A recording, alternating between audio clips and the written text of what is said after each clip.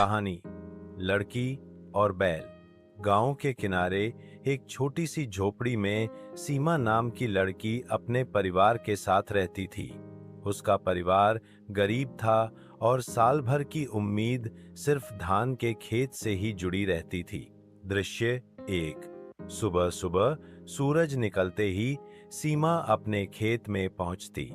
वह नंगे पांव कीचड़ में उतरकर धान की पौध संवारती, खरपतवार निकालती और उम्मीद करती कि इस बार फसल अच्छी होगी।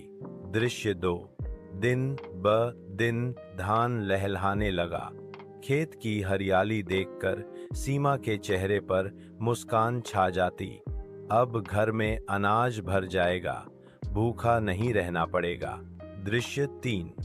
लेकिन एक दिन दोपहर को अचानक गांव के रास्ते से 5 बैल खेत की ओर आ गए। किसी ने उन्हें बांधकर नहीं रखा था। दृश्य चार। बैल सीधे धान के खेत में कूद पड़े। वे भूखे थे, इसलिए बिना रुके धान की फसल चबाने लगे। दृश्य 5। सीमा भागकर आई और उन्हें भगाने लगी। नहीं नहीं, ये मेरी मेहनत है, मत खाओ। लेकिन इतने सारे बैलों को अकेली लड़की कैसे रोक पाती। दृश्य 6। कुछ ही घंटों में पूरा खेत रौंद दिया गया।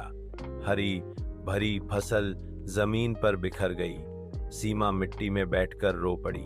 उसकी मेहनत, उसकी उम्मीद सब बैलों ने खा लिया था। दृश्य 7।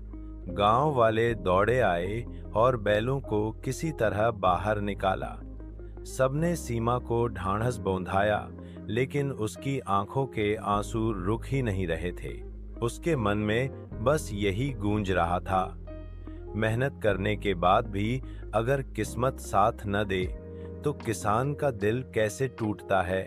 अब मैं समझ गई हूँ।